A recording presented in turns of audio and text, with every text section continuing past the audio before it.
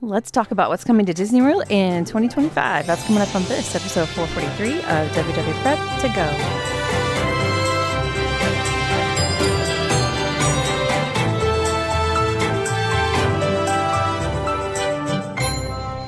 Hello and welcome to WW Prep to Go, where we talk strategy and ideas for people planning their Disney World trips. I am your host, Shannon Albert from WDWPrepSchool.com.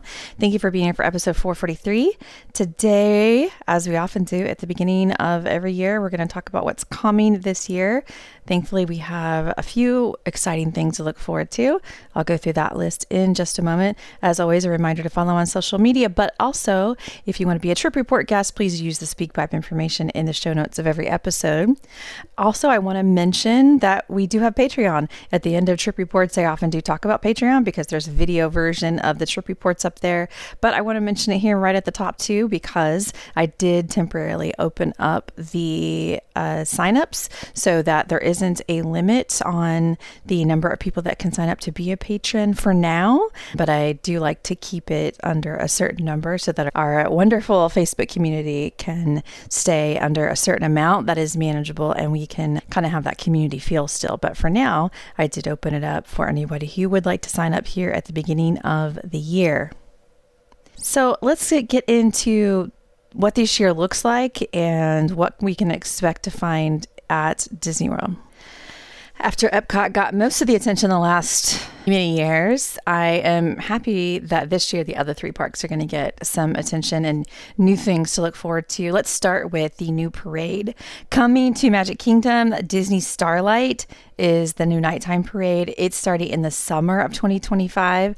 The last time that Magic Kingdom had a non-party nighttime parade was October 9th, 2016. It's been a very long time. So I'm excited that this is back. It was always kind of a mystery that it went away for so long. The new parade is going to be kind of like Main Street Electrical Parade with the latest technology featuring different characters from Encanto, Frozen, Peter Pan, and other characters. And so I look forward to seeing that this summer, give us a reason to stay in the park other than just the fireworks. Next up is the Little Mermaid show coming to Hollywood Studios in summer of 2025. This show never reopened when the parks reopened in 2020. And so it's been, a long time for this one as well. This show is going to be revamped though. It's not just the old show coming back. The old show was Voyage of Little Mermaid. The new show is called The Little Mermaid, A Musical Adventure. And I always liked this show because it was one of the few places where you could hear live singing in the parks. So that is always a treat to have. And this one actually started casting originally in spring of 2024 because they said they were opening in fall of 2024 and then got completely pushed back. So now we're at the summer of 2025. The theater is undergoing some work and the construction is currently underway for that. And they are casting again for the show.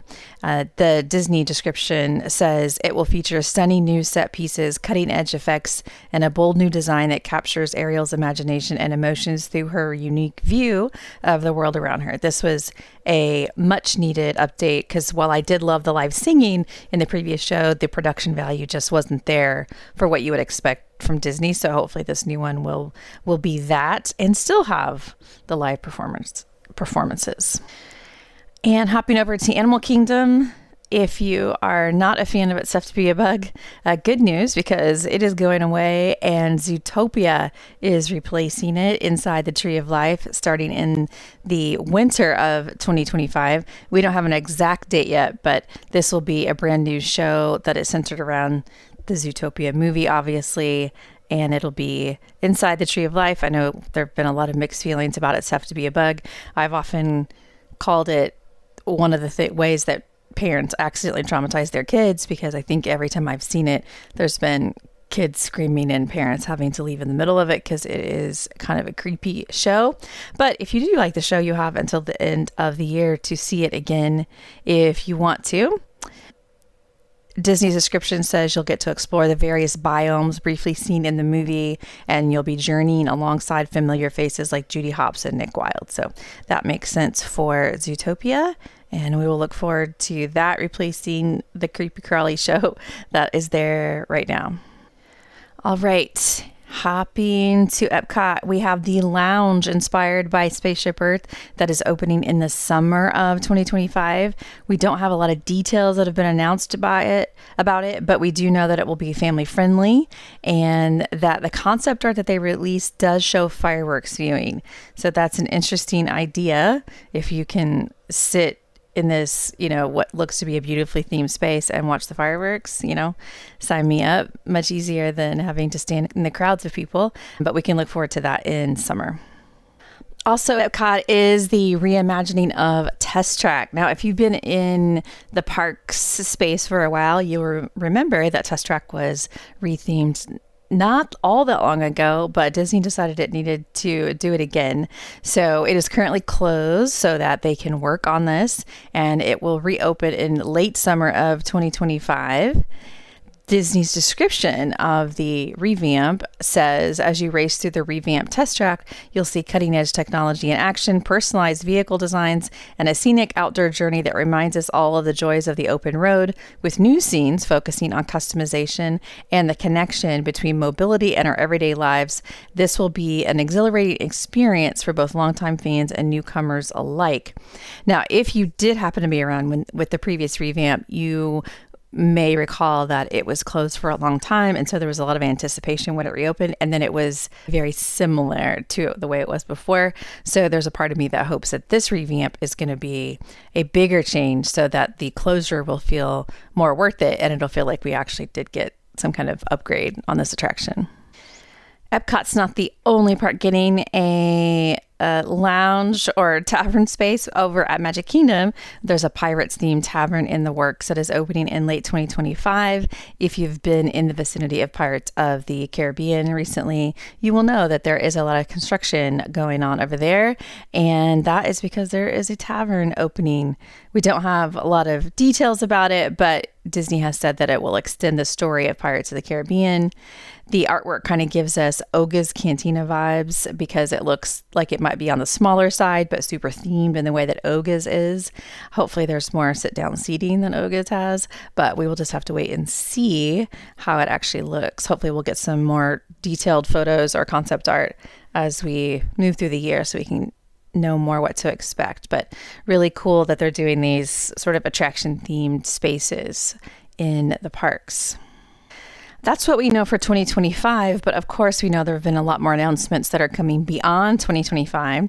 So let's start going through that because we have a lot to expect to come to the parks in the next few years, starting with Smuggler's Run getting a new mission sometime in 2026. As far as I remember, since Galaxy's Edge opened, I don't think Smuggler's Run has gotten new missions, has it? So this will be a first for that. Mondo and Grogu will join in a new mission on Millennium Falcon Smuggler's Run. That's kind of all we know. And no more details other than that. And then we have the Tropical Americas, where the Dino Land portion of Animal Kingdom is being rethemed and opening in 2027. 2 years ago, this announcement came out as just sort of a vague idea, and now they have given us more details. Thank goodness. I don't know if I believed them when they did the sort of vague announcement, but now we've got some more information. The construction is underway on this project in Dino Land, and it'll be 11 acres paying tribute to the Tropical Americas, and that includes 2 attraction announcements, starting with the Indiana Jones ride, which is going to be a retheme of dinosaur. People that go to Disneyland will not be surprised because the dinosaur and Indiana Jones attraction out there are the same, ride vehicle and track and everything, but just a different theme. But I was excited that this Indiana Jones ride will not be the same as the one in California. I was afraid it was going to be a copy and paste. I really want something a little bit different on the East Coast. They also announced an Encanto attraction, and this will be the first major attraction based on Encanto, and it's a ride through that will be part of these new Tropical Americas land, and guests will enter the magical casita and transport into Antonio's room, which is transformed into a rainforest. Encanto is just such a beautiful movie. I feel like it really lends itself to these kind of gorgeous experiences. So I'm excited that's coming to Animal Kingdom. And I'm excited about this whole land being redone. I think Dinoland was always a little bit of a confusing part of Animal Kingdom, and hopefully this will be a better fit. I know there's a lot of mixed feelings about IP and the parks, but it does bring in more people, especially with the popularity of these movies. And I think it's going to be beautiful. So I can't wait. And we have Disney Lakeshore Lodge. This has been an off and on project for several years. It is a new resort opening in 2027, no exact date known, but it's in the vicinity of the Fort Wilderness and Wilderness Lodge area. It is going to be a resort. It was originally called Reflections, a Lakeside Lodge, and then that was scrapped, and then the construction stopped, and a lot of us assumed that was just not happening anymore. But now they're back and going ahead full steam on the project, and it has a totally new name. All we know is that Disney is slating this resort to be wrapped up sometime in 27, and we have concept art that does look gorgeous. And so, we'll have to see pictures as the structures are erected, and we can kind of see how it's going to look. But this is going to be an exciting addition to that area for people that were around back when River Country was around. This is in that spot, like where River Country is going to be Disney Lakeshore Lodge. So looking forward to a new resort, especially because the ones that they have now are so often fully booked. So we need more rooms on site. The things I've mentioned so far are the things that we have dates for, at least years for, but there are also a lot of announcements that we just don't have any dates at all for. And that includes the new Villains Land that's opening at Magic Kingdom. This is another one of those blue sky, sketched on a napkin ideas a couple years ago.